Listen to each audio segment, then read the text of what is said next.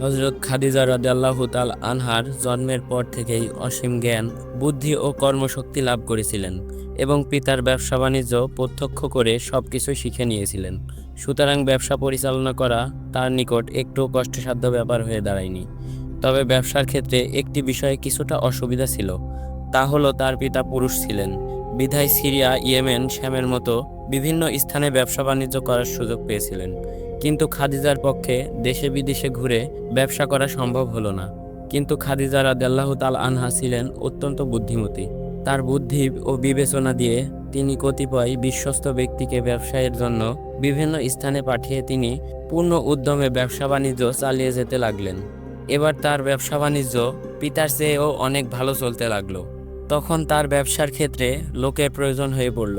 তাই তিনি অপেক্ষাকৃত দরিদ্র কিন্তু অভিজ্ঞ এবং সৎ ব্যক্তিদের কাজে নিয়োগ করলেন। অল্প দিনের মধ্যেই খাদিজা রাদিয়াল্লাহু তাআলা আনহা এর যশ শাম, সিরিয়া, ইয়েমেন প্রভৃতি দেশের ব্যবসায়ী মহলে ছড়িয়ে পড়ল। তার ব্যবসায়ে এমন সব লোক নিযুক্ত ছিলেন যারা বৈদেশিক বাণিজ্যের ক্ষেত্রে উপযুক্ত ছিলেন এবং দক্ষতার সাথে ব্যবসা পরিচালনা করে যাচ্ছিলেন। কিন্তু ব্যবসা যেভাবে প্রসার লাভ করতে লাগলো, তাতে আরও লোকের প্রয়োজন দেখা দিল।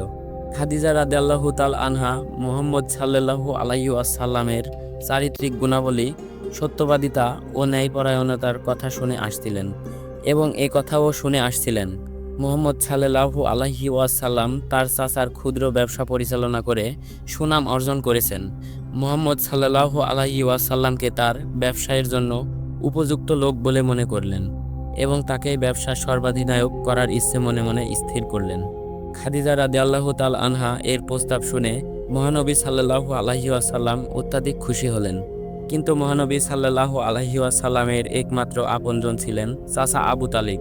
মুহাম্মদ সাল্লাল্লাহু আলাইহি ওয়াসাল্লাম চাচা আবু তালিবের নিকট আসলেন এবং খাদিজার প্রস্তাব ব্যক্ত করলেন।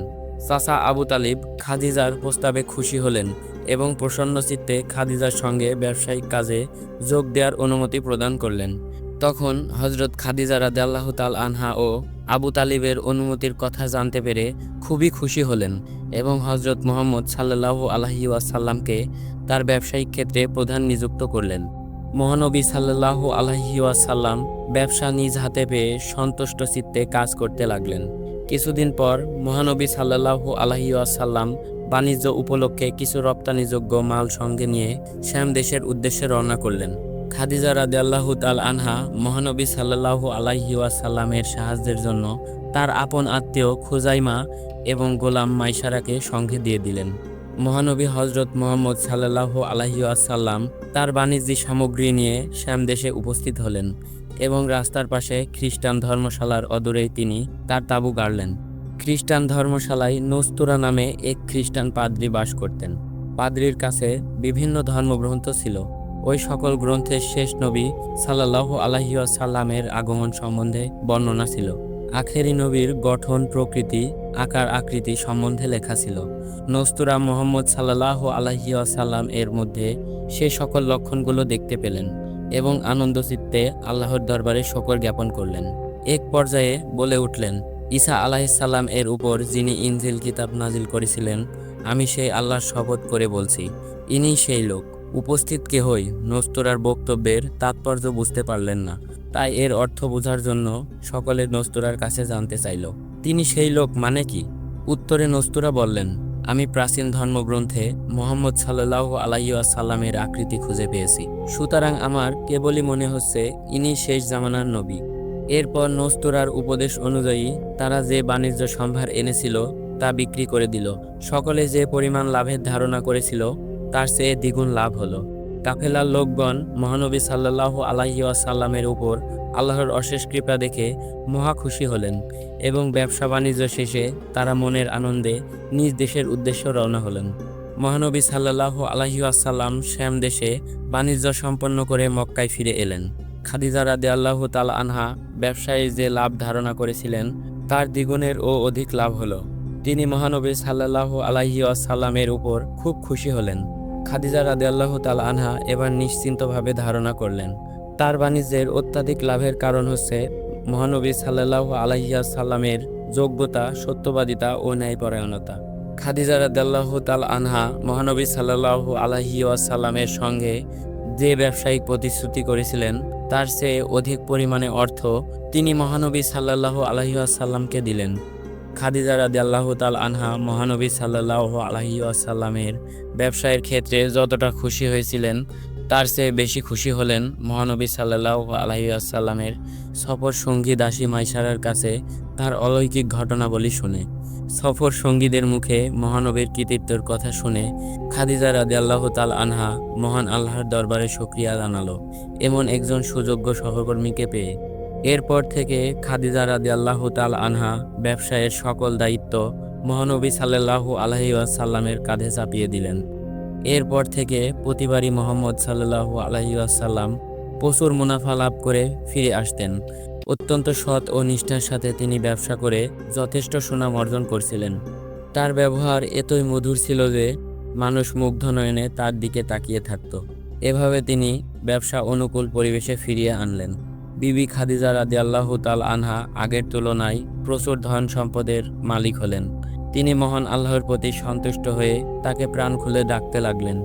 গরিব দুঃখী ও অনাথদের দু হাতে দান খয়রাত করতে লাগলেন। কিছুদিনের মধ্যে খাদিজা রাদিয়াল্লাহু তাআলা আনহার মান সম্মান খ্যাতিতে আরবের বুকে শ্রেষ্ঠ হয়ে উঠলেন। কিন্তু আল্লাহর বিচিত্র রহস্য বোঝা বড়ই মুশকিল। খাদিজা রাদিয়াল্লাহু তাআলা আনহা এর মন কিছুদিন যাবৎ কেমন যেন চঞ্চল হয়ে উঠল।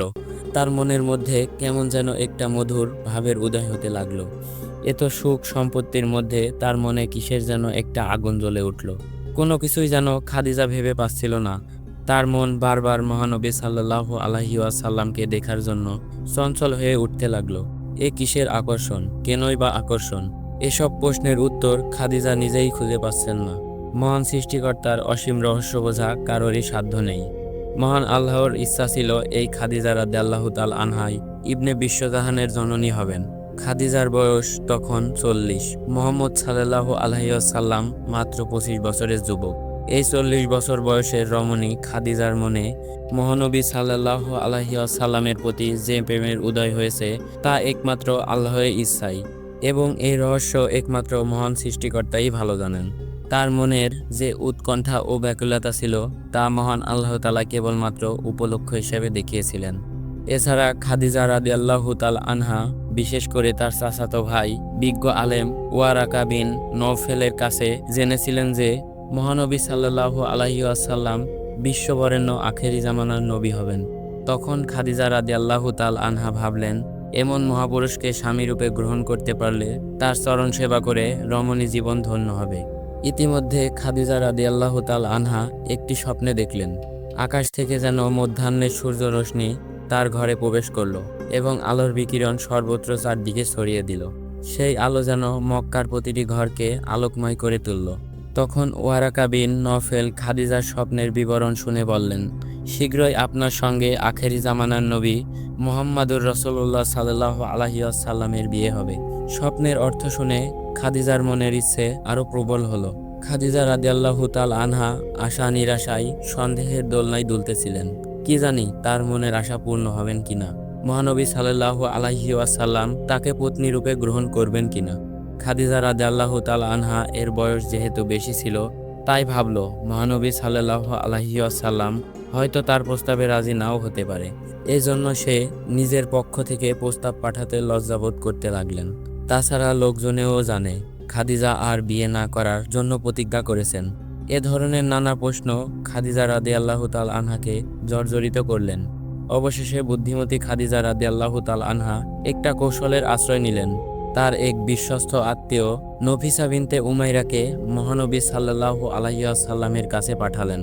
নফিসা বিনতে উমাইরা মহানবী সাল্লাল্লাহু আলাইহি ওয়াসাল্লামের নিকট সংগোপনে উপস্থিত হলেন। মহানবী সাল্লাল্লাহু আলাইহি ওয়াসাল্লাম নফিসার আগমনের কারণ জিজ্ঞেস করলেন। নফিসা প্রথম দিকে মহানবী সাল্লাল্লাহু আলাইহি ওয়াসাল্লাম এর সঙ্গে ব্যবসা সংক্রান্ত বিষয়াদি নিয়ে আলোচনা করলেন এবং শেষে কথায় কথায় বললেন, আচ্ছা, আপনাকে এমন কোনো রমণী যদি বিয়ে করতে চাই যার ধন দৌলত অর্থ সম্পদের কোনো অভাব নেই, যিনি পরমা সুন্দরী ও গুণবতী, উপরোক্ত রমণী যদি আপনার বিয়ের সমস্ত খরচ বহন করে এবং দাম্পত্য জীবনের ব্যয়ভার বহন করে, তাহলে কি আপনি তাকে বিয়ে করতে রাজি আছেন? নফিসার কথা শ্রবণ করে মহানবী সাল্লাল্লাহু আলাইহি ওয়াসাল্লাম বললেন, এতদূর আশা করা কি আমার ঠিক হবে? এ ধরনের সৌভাগ্যের কথা শুধুমাত্র মহান আল্লাহই জানেন। তবে এ ব্যাপারে আমাকে ভেবেচিন্তে দেখতে হবে। নফিসা বুঝতে পারল যে মহানবী সাল্লাল্লাহু আলাইহি ওয়াসাল্লামের মনঃসম্মতি আছে, সুতরাং তার কাছে খাদিজা রাদিয়াল্লাহু তাআলা আনহার সম্বন্ধে ধীরে ধীরে বলতে শুরু করলেন। নফিসা খাদিজা রাদিয়াল্লাহু তাআলা আনহা এর চারিত্রিক বৈশিষ্ট্যর কথা উল্লেখ করে বললেন, নিশ্চয় খাদিজার চরিত্র সম্পর্কে আপনার কাছে বলার অপেক্ষা রাখে না। আপনি যদি খাদিজা রাদিয়াল্লাহু তাআলা আনহাকে বিয়ে করতে রাজি হন, তাহলে সেও আপনার প্রস্তাবকে অধীর আগ্রহে গ্রহণ করবে। আমি আপনাদের উভয়ের পক্ষ থেকে বিয়ের কার্যাদি সম্পন্ন করব। মহানবী সাল্লাল্লাহু আলাইহি ওয়াসাল্লাম বললেন, এ ব্যাপারে আমার মুরব্বীদের সঙ্গে আলোচনা করতে হবে। তারা যদি সমর্থন দেন, তাহলে আমি খাদিজা রাদিয়াল্লাহু তাআলা আনহা এর নিকট বিয়ের প্রস্তাব পাঠাবো। মহানবী সাল্লাল্লাহু আলাইহি ওয়াসাল্লাম তার চাচা আবু তালিব, হামজা এবং আব্বাসের সঙ্গে খাদিজার প্রস্তাবের সংক্ষেপে বর্ণনা করলেন। এ প্রস্তাবে তারা সবাই রাজি হয়ে গেলেন। এরপর মুহাম্মদ সাল্লাল্লাহু আলাইহি ওয়াসাল্লাম এর পক্ষ থেকে তার চাচা হামজা রাদিয়াল্লাহু তাআলা আনহা বিয়ের প্রস্তাব নিয়ে খাদিজার গৃহে গেলেন। খাদিজা রাদিয়াল্লাহু তাআলা আনহার পক্ষ থেকে তার চাচা ওমর ইবনে আসাদ ছিলেন। মহানবী সাল্লাল্লাহু আলাইহি ওয়াসাল্লাম ছিলেন 25 বছরের এক যুবক, রূপে গুণে যিনি ছিলেন অতুলনীয়। তিনি বিবাহ বন্ধনে আবদ্ধ হলেন 40 বছরের এক বৃদ্ধা বিধবার সাথে। মুহাম্মদ সাল্লাল্লাহু আলাইহি ওয়াসাল্লাম এর মধ্যে যত চারিত্রিক গুণাবলী ছিল, তার সবগুলোই খাদিজার চরিত্রেও বিদ্যমান ছিলেন। মুহাম্মদ সাল্লাল্লাহু আলাইহি ওয়াসাল্লাম এর নবুয়ত প্রাপ্তির আয়োজনের মধ্যে খাদিজা রাদিয়াল্লাহু তাআলা আনহা এর সহযোগিতা একান্ত প্রয়োজন ছিল। তাদের সংগঠিত জীবন ব্যবস্থার অনেকটাই ছিল অপার্থিব। তাই হযরত মুহাম্মদ সাল্লাল্লাহু আলাইহি ওয়াসাল্লাম দীর্ঘ 25 বছর যাবৎ হাসি মুখে খাদিজার সঙ্গে কাটিয়েছেন। এই সুদীর্ঘকাল সাংসারিক জীবনে তাদের মধ্যে একদিনও মনোমালিন্যও হয়নি।